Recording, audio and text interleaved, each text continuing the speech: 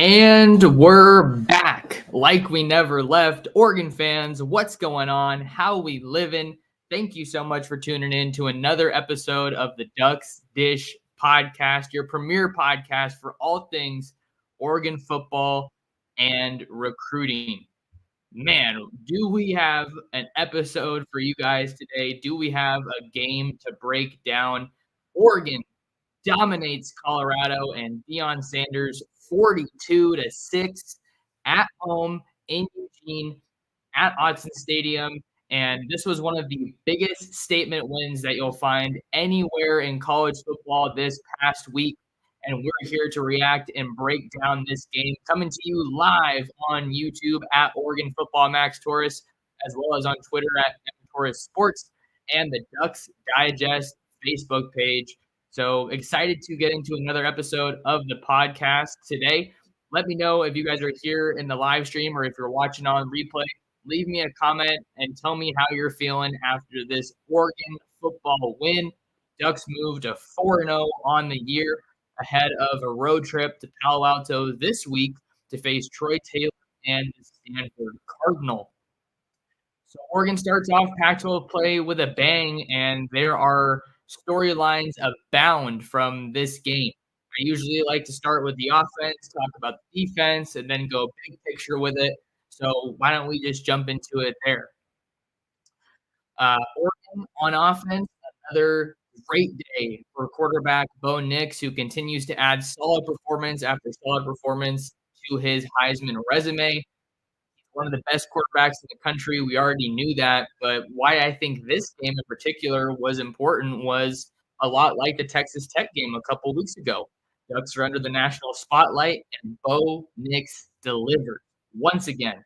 His stats on the day: completed 28 of 33 passes for 276 yards and 3 touchdowns. He did have a sack he did get sacked twice, and he did have an interception, his first turnover of the 2023 season, on a ball that was underthrown to Troy Franklin.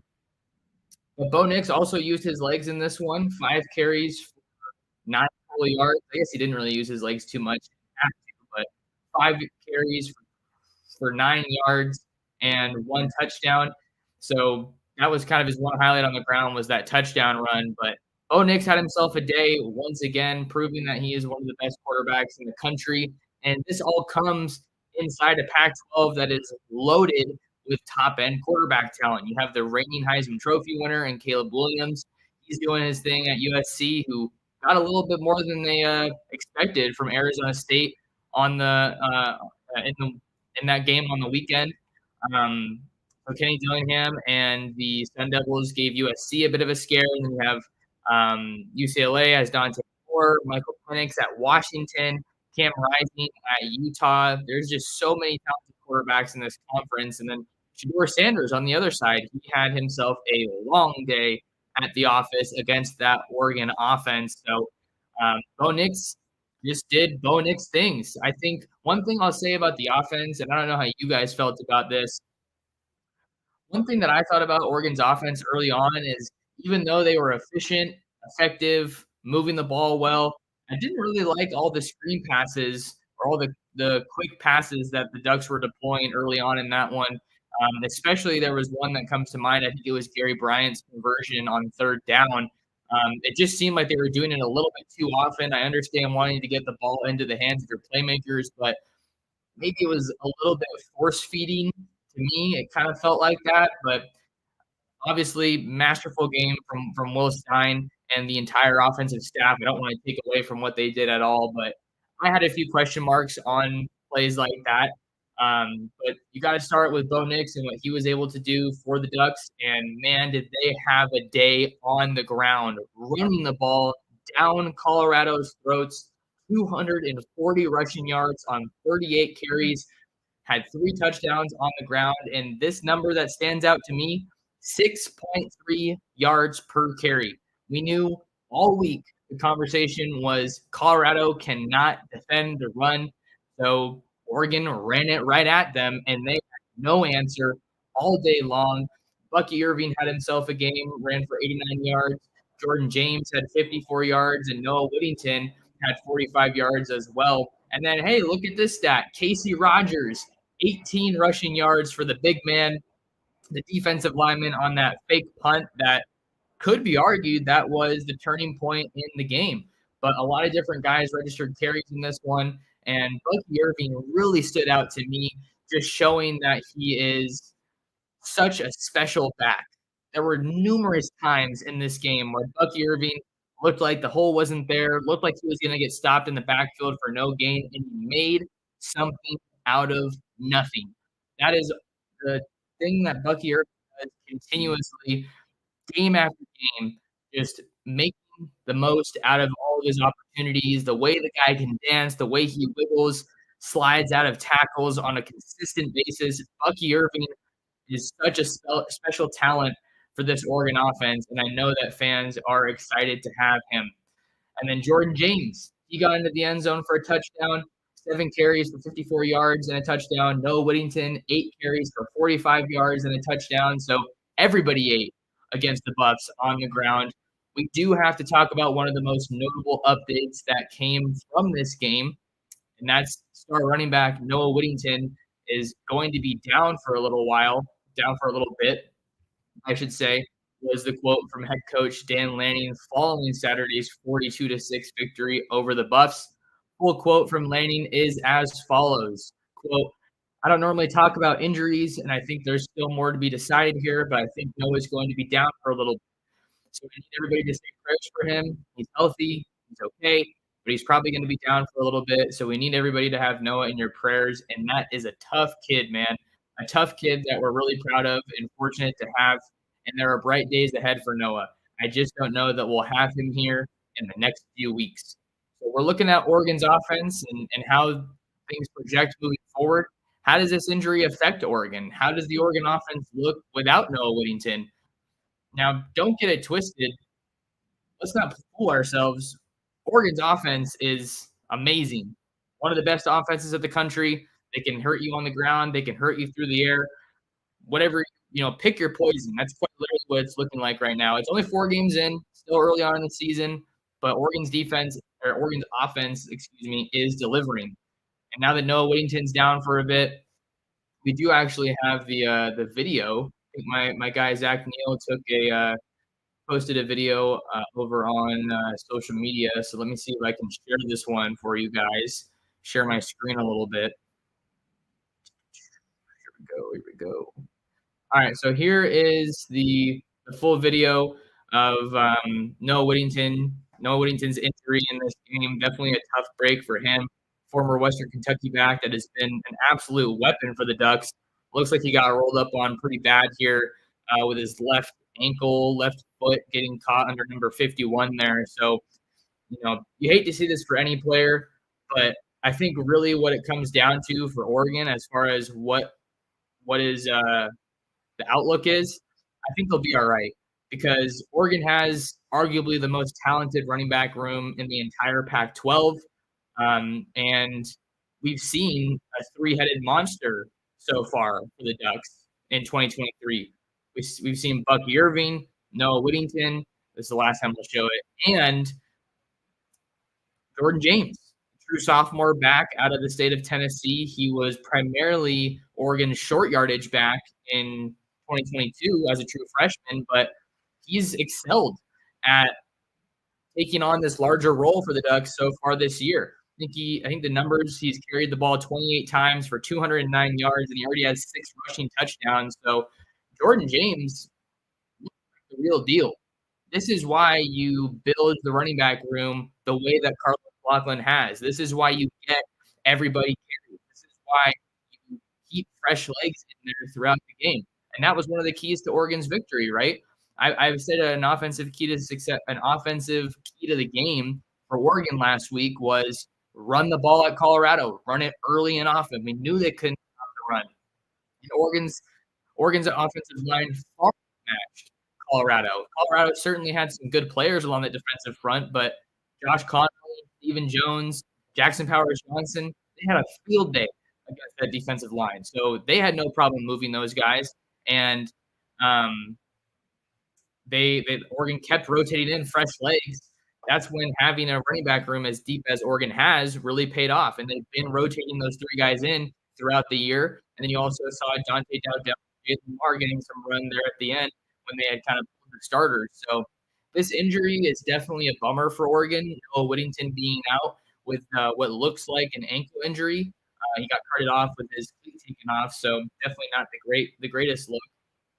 But I think Oregon's going to be okay. I think they're going to be all right at running back. You still got Bucky Irving and Jordan James, and then maybe this is an opportunity for one of the true freshmen to step up and make a statement. I think that Dante Dowdell is a guy who generated a lot of hype coming out of high school, Mr. Football Award winner in the state of Mississippi, and then Jaylen Lamar was no slouch himself coming out of the state of Washington, Pacific Northwest guy, held the lead Lake Stevens to their first ever state title and racked up a whole lot of yards and touchdowns in the process. So I think that I'm kind of looking forward a couple of weeks to games like Washington on I think it's October 14th. I'm trying to double check the date for that one. Oregon at Washington on October 14th. That's looking like it's going to be a phenomenal matchup between the Ducks and the Huskies, both ranked in the top 10 right now, with Washington coming off of a win over Cal last week. But to wrap up the point here, Noah Whittington's injury for Oregon, definitely a tough break. You hate to see anybody get injured, and you certainly hate to see it happen early on in the year. But I think Oregon's going to be all right. They have the depth to sustain a blow like this and continue moving forward and putting up a whole lot of points and continuing to run the ball. But that was certainly one of the biggest stories from the game offensively. And then another guy we have to talk about, Troy Franklin. Have yourself a day, young man. Troy Franklin continues to just dominate any defensive back that is put in front of him. I really, really wanted to see that Travis Hunter matchup between Troy Franklin and him and Troy Franklin and Travis Hunter. But right now, Troy Franklin has caught 25 passes for 418 receiving yards, has 5 touchdowns on the year. He's gone for over 300 yards in 3 of Oregon's 4 games. He caught passes for 83 yards against Hawaii in week 3, but he is absolutely living up to the hype. He is as dominant of a wide receiver I think we've probably ever seen at Oregon, and Oregon's had some really good wide receivers, so I don't think that that's a statement that I make lightly, but I just think that his development and his maturation has been one of the best that we've seen in recent years, and you gotta give some props to Junior Adams, the wide receivers coach for the Ducks. He's done a phenomenal job working with Troy, and I think that he's really kind of come to his own and looks like a different wide receiver in 2022 and 2023 than he did as a true freshman. So we all know that he's a stud. He's on that 3 and out path, but he was doing anything he wanted to in that game against Colorado, and he is just truly, I'd say, an unguardable kind of guy. That said, we haven't seen him match up against any really good premier defensive backs, which is why as we get into the thick of the schedule with things like conference play, when they go against teams like Washington, when they go against teams like USC, those guys are going to have better talent to match up against Troy Franklin. But I think he delivers on the big stage. He is a special talent, and I love watching him. So that was definitely that guy gets one of my offensive game balls for sure. He led the way for Oregon with 10 targets. He caught 8 of those targets for 126 yards and a pair of touchdowns, 48 yards after the catch. And then you had everybody eating. Trayshawn Holden caught 4 passes for 50 yards. You had Tez Johnson catching 4 passes for 48 yards. Terrence Ferguson caught 4 passes. Bucky caught 3. Gary Bryant caught 2. So I love that the way that we're seeing the ball get spread around for the Ducks offensively against Colorado. And I think that they're just continuing to be really well-rounded. 240 yards on the ground, 282 yards through the air. I think that's exactly where you want to be if you're Will Stein now. And this Oregon offense, the offensive line had a good day. I already talked about them, and they just look like they're really, really composed. I think you did see some false start penalties rear their heads again. You saw some holding penalties. So they're not a perfect unit, but so Oregon's offense is not a perfect unit, but you're continuing to see growth week after week. And then the last point that I want to hit on offensively, and then we got to talk about that Oregon defense against Colorado. The last point I want to hit on offensively is Oregon a team that we can confidently say starts ball games fast now? You guys can kind of chime in and let me know how you feel in the comments, but I feel like Oregon, at least over the past couple years, certainly under Mario Cristobal, maybe this is one of the differences we're seeing between Mario Cristobal's Oregon and Dan Lanning's Oregon. You get the ball to start, but can you take advantage of that? Can you be a team where the other team is saying, "Oh, we need the ball first. We don't want to kick the ball to them because they're just going to go ahead and score on that first drive." In a game like this, in a big time matchup against Colorado, Colorado won the toss and they gave Oregon the ball to start, and Oregon marched right down the field and put 7 points on the board. That's the kind of start you need every single game. To me, that's an underrated, undervalued dimension of an offense. Can you get the ball to start and make the other team pay for it? You want them to be saying, "Oh man, I wish we took that ball because we just got scored on and we're looking up and only a few minutes have been taken off the board and we're already trailing." So I'm not saying that's the what made the difference for Oregon's offense against Colorado. I just think that that is a continuous theme that we're starting to see with Dan Lanning's Oregon is that these guys want to put up points and put up points in a hurry. And I don't think they went tempo too much in this game, but Oregon, week after week, continues to be one of the most efficient and one of the most effective offenses in all of college football. And I think people are starting to take more notice of them. This game, this performance from Bo Nix was I wouldn't say a masterpiece, but Dan Lanning said himself that he thinks they have the best quarterback in the country. Dan Lanning walked into his darn post game press conference wearing a bodacious shirt, which was awesome. So that was fun to see. But Oregon's offense continues to fire on all cylinders, and I think they're in a great spot right now. You got that matchup against Stanford this week, which I think a lot of people are probably writing off, but you got to go on the road.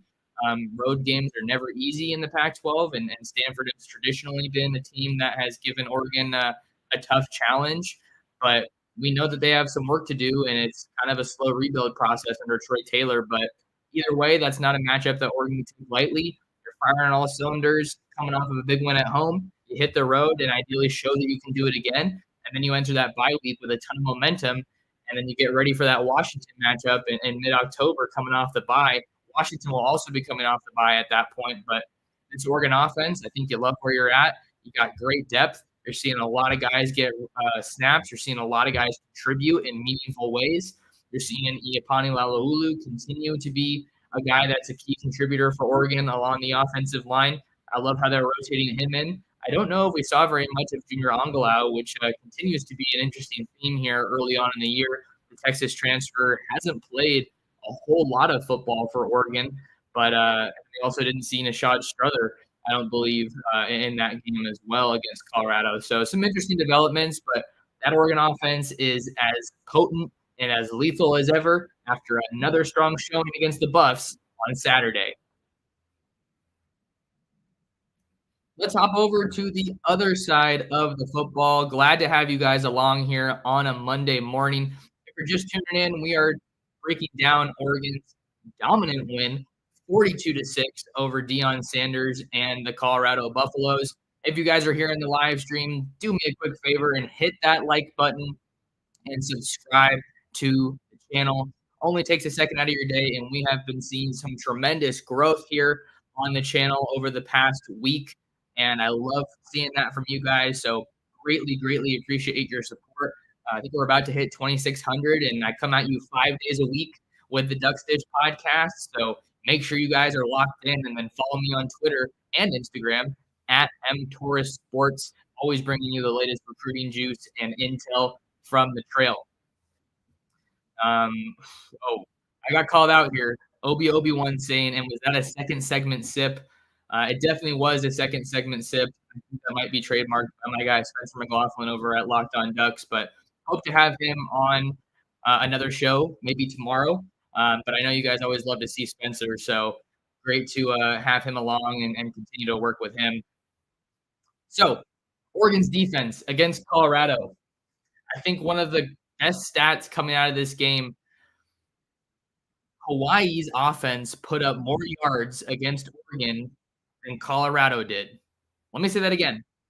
The Hawaii Rainbow Warriors put up more yards of offense, 201, than the Colorado Buffaloes with prolific quarterback Shedeur Sanders against Oregon. Now, let's say this. It was only a 2-yard difference. Hawaii put up 201 yards. Colorado put up 199 yards. But wow, did that stat jump off the page for me? And I can't really rag on Shedeur Sanders too much because the dude had no time. We knew all week that Colorado's offensive line was incredibly suspect. They were 3-0. They were rattling off big wins because they had that guy, because of number 2 behind center, Shedeur Sanders. But Saturday's game just drove home a point that we all knew. It doesn't matter how good your how good your wide receivers are. It doesn't matter how good your running backs and tight ends are. You can have the best quarterback in all of college football. He's not going to be able to do anything if he doesn't have time to operate. And that certainly was the case for Shedeur Sanders on Saturday. 7 sacks from Oregon's defensive line, from Oregon's defense. Just a phenomenal showing from the Dan Lanning and Tosh Lupoi defense. I saw that Tosh Lupoi won a Coordinator of the Week award from On Three's Matt Zenitz. So that was incredibly warranted. And I think that's another point that we have to kind of talk about emerging from this game. Josh LaPointe, as a defensive coordinator, been a little bit of a mixed bag so far at Oregon. I think that's definitely a fair way to shake it. He obviously is a guy who arrived at Oregon with a lot of his acclaim coming from the recruiting trail, from his days at Alabama, from his days at Washington and Cal. But this is a good coach. This guy is a good coach. He's been at the NFL level before, worked with Myles Garrett on the Browns, also coached on the Jaguars.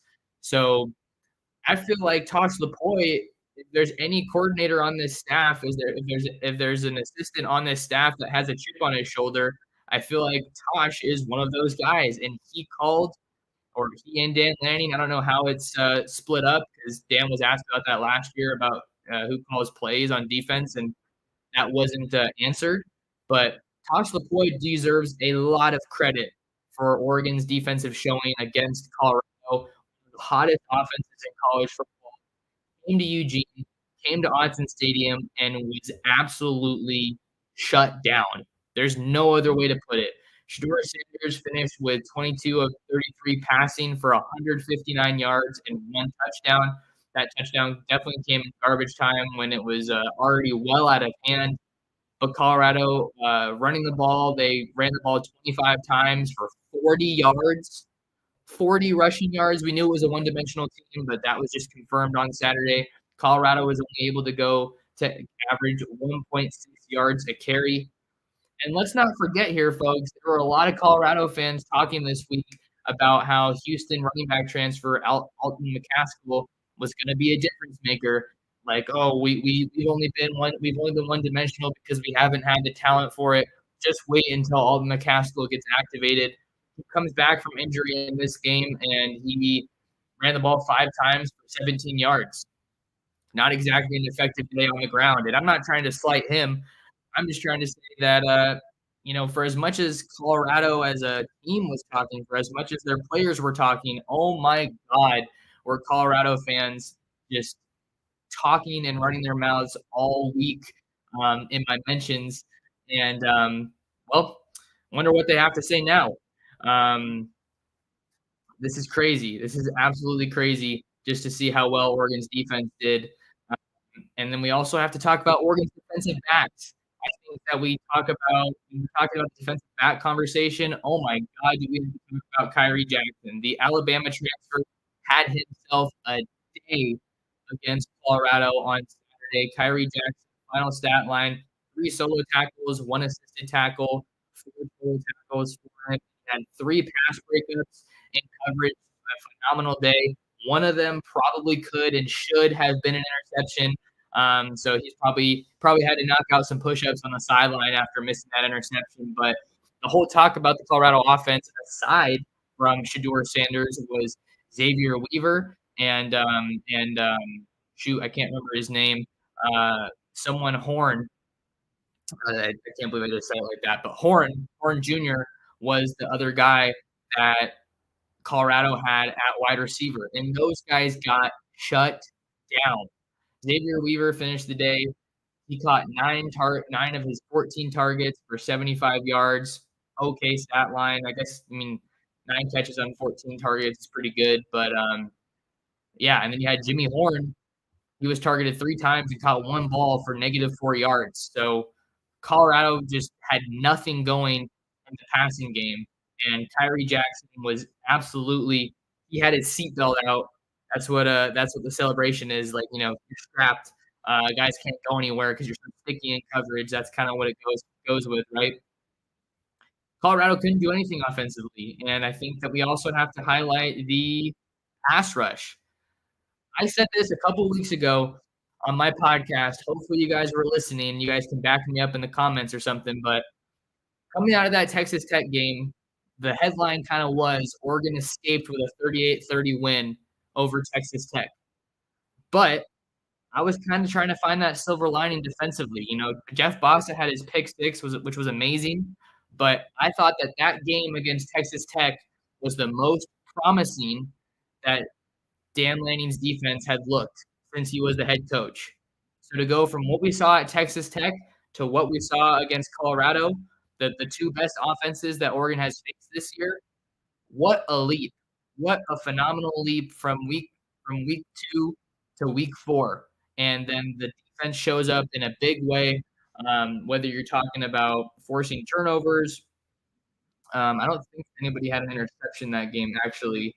Oh, there was one. Which one am I thinking? Which one am I missing? Oh, that's from Colorado.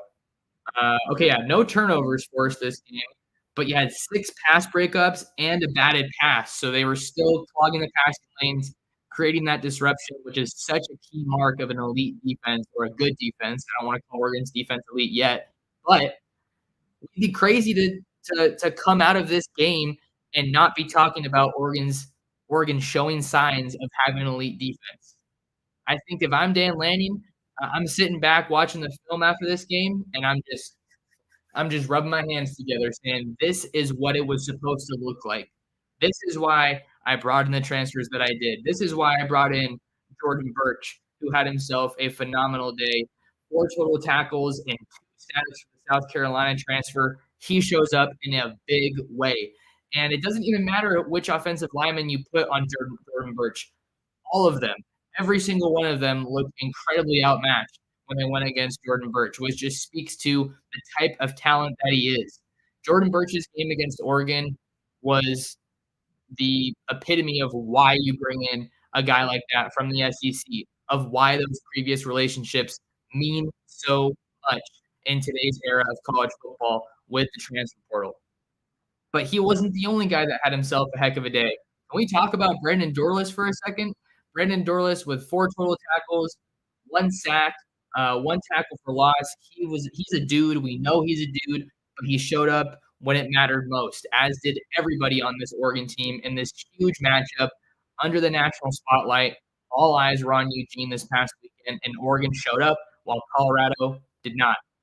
And then Brandon Dorlus, I tweeted about it earlier today. He might have given one of the best press conferences that I've seen since I started covering Oregon. If you guys are new and haven't listened to me or read my stuff before, I've been covering Oregon since 2018, so I've heard a lot of press conferences. I know that I'm still one of the younger guys in this market, but I have heard a lot of Oregon press conferences. And Brandon Dorlus with a gem of a quote talking about our whole message was to show the world that we're still Oregon and they're still Colorado, which to me, I kind of take that as pump the brakes. You haven't done anything yet. I'm not saying that he didn't say those words because I don't want to misquote him. That was what he said as far as we wanted to show the world that we're still Oregon and they're still Colorado. That happened, but my God, what a great quote that was from Brandon Dorlus. And then he was talking about, you can't come to our town, disrespect us, scuff up the O, mess up with our logo. and do something like that. Like, kinda it was very Richard Sherman-esque, you do that, and that's the result that you're gonna get. So, he was fired up. He is one of the great faces of the Oregon defense, of the Oregon team, and he had a phenomenal day. And then another transfer that we have to talk about, Evan Williams at safety. The Fresno State transfer finished with 4 total tackles, 1.5 sacks, and he was phenomenal. Blitzing out of the secondary or coming up off the edge, whatever it was, Evan Williams stepped up, and he did it in a big way.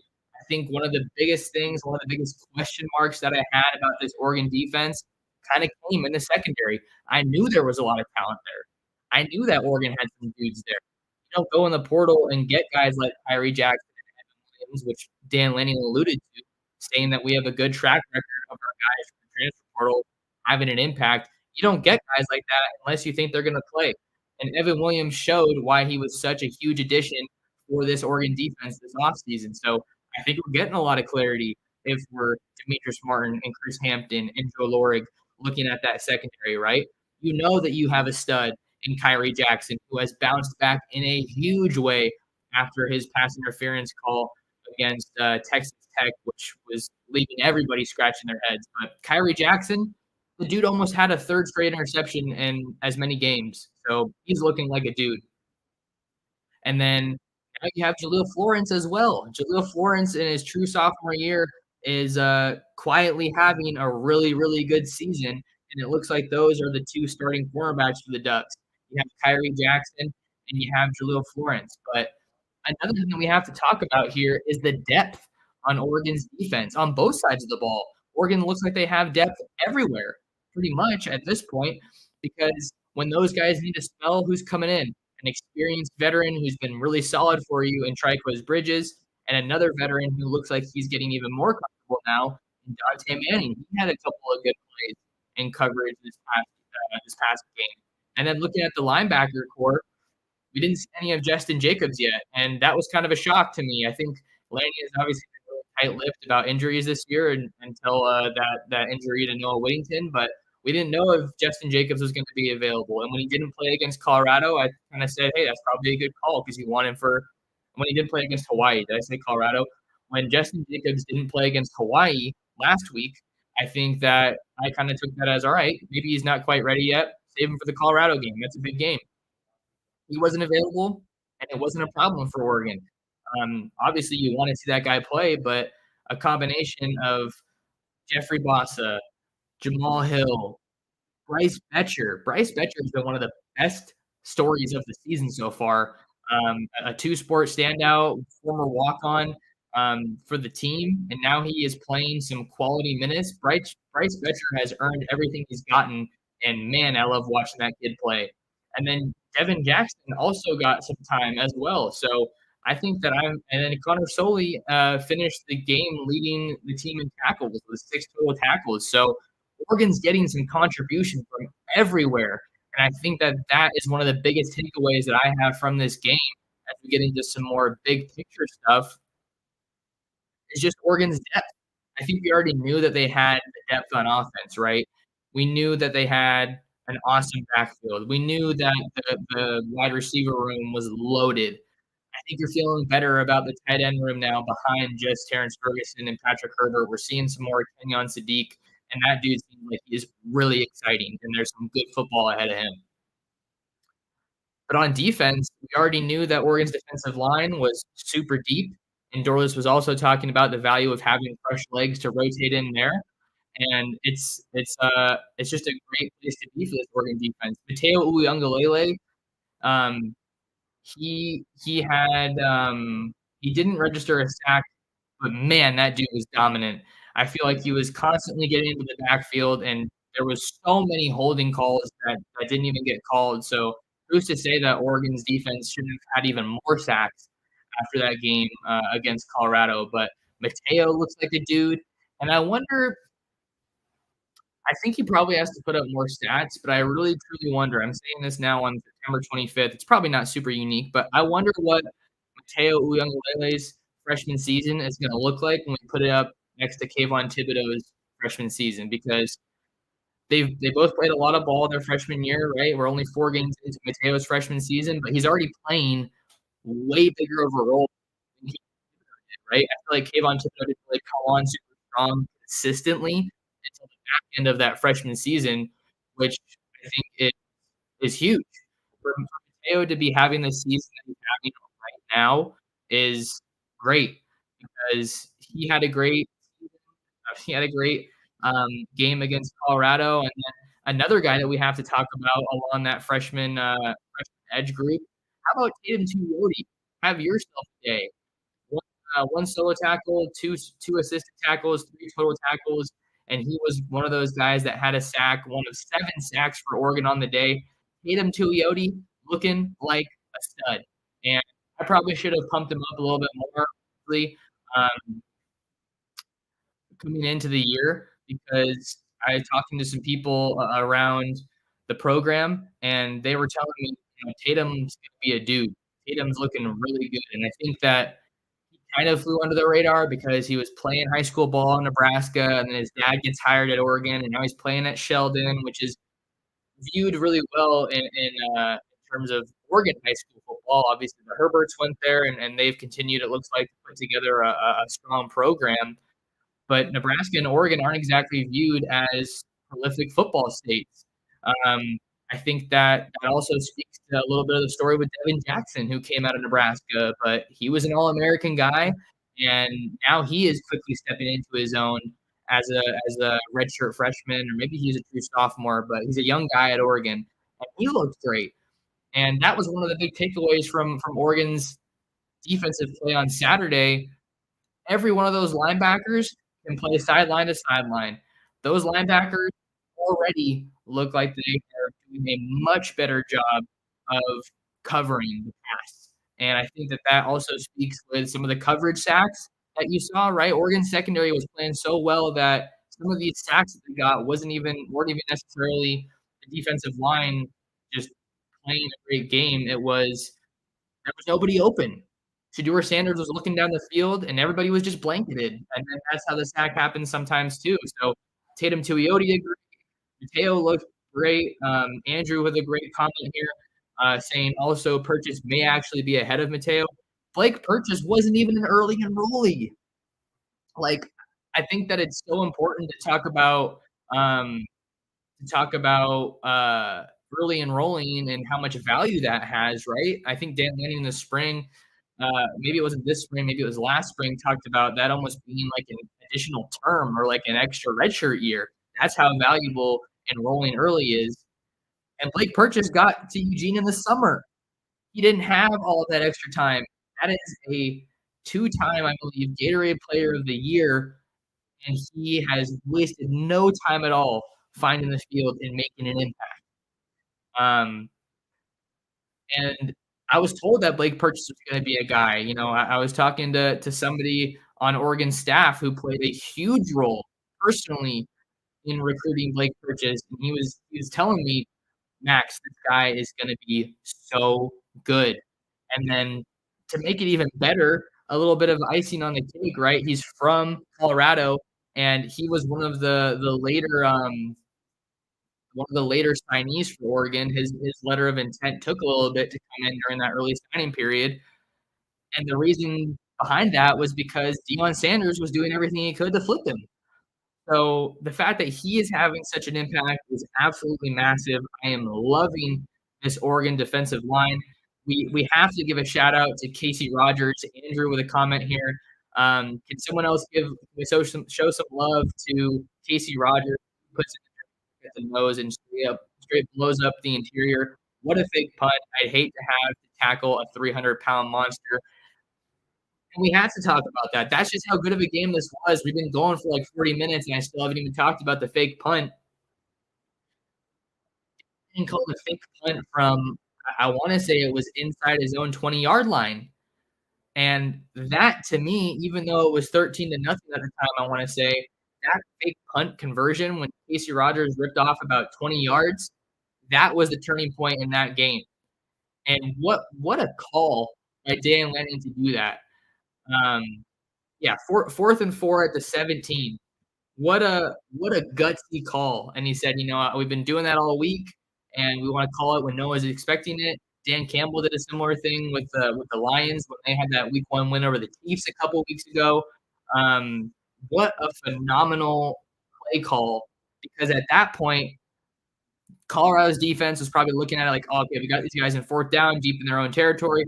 We're gonna get the ball back and try to go down and score and answer."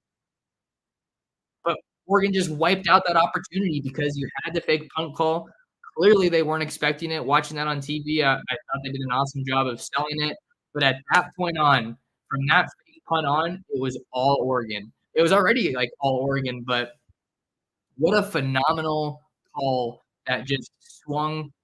Like there was no chance that Colorado, not no chance, I shouldn't say that. There was very little chance that Colorado was going to be able to respond effectively to that punch. That was a haymaker to Colorado's efforts on Saturday at Autzen Stadium. There's no other way to put it. So what a phenomenal call. Got to give some props to the punter. Um, I want to say that was Ross James. I'm not 100% sure, so that's on me. I got to check that. But man, what a win for Dan Lanning and company. Dominant 42-6 win over the Colorado Buffaloes. Deion Sanders called it a good old-fashioned butt kicking in the post game.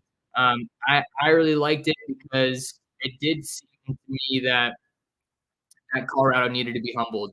I know that Deion kind of tried to brush off that kind of sentiment, but Colorado absolutely needed to be humbled. Colorado went into Autzen Stadium on Saturday talking the talk. They left Saturday doing anything but walking the walk. That's what it was. If you're gonna talk like that, you better be able to back it up on the field, and you couldn't. And Dan Lanning did such a good job. Oh my god, we have to talk about the locker room video when he said they're playing for clicks and we're playing for wins. It's different. I think that is huge. Um, and you have it's just that they had so much confidence and they kind of just tried to play it off as swag, but you gotta they let their play on the field do their talking, and that's what you gotta love. If you're an Oregon fan, you gotta love just the Colorado hype train rolled into Autzen on Saturday and stopped completely. They put the e-brake on because I mean, it is one game, but I think for Oregon, it was just great to be under the spotlight. I predicted 52-27. I didn't think this game was going to be close. Um, so I think that was awesome to see Colorado just get completely dominated and see Oregon show up the way that they did. I think that sends a statement to the rest of college football that they were real, but that they're the real deal. But I think that there are bigger challenges that lie ahead of them. No doubt about it. Washington and USC, those are better teams for sure than Colorado. They obviously have some work to do.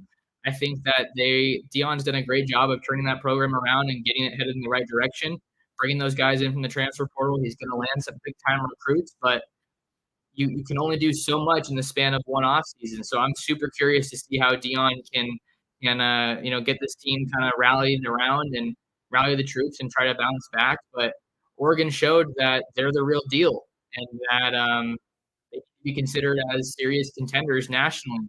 Now you have 3 teams, I believe it is, inside the top 10 in the Pac-12. You have USC, Washington, and Oregon. Let me double check that real quick. I'm probably going to start winding down here. Um, no, you have 4 teams inside the top 10. You have Utah at 10, Oregon at 9, USC at 8, and Washington at number 7. So the Pac-12 stock is at an all-time high. It's a great time to be a fan of a Pac-12 team. There's going to be so much good football this year, but I got to get out of here, you guys. Do me a quick favor, like the video and subscribe to the channel. Share the Ducks Dish podcast with your friends, with your family, and with other Duck fans. Important to lock in with me on social media at mtorresports on Twitter and Instagram. And then you can read all my work over on ducksdigest.com. So appreciate you guys for the support. Hope everybody has an awesome Monday, and we'll see you tomorrow on another episode of the Ducks Dish podcast.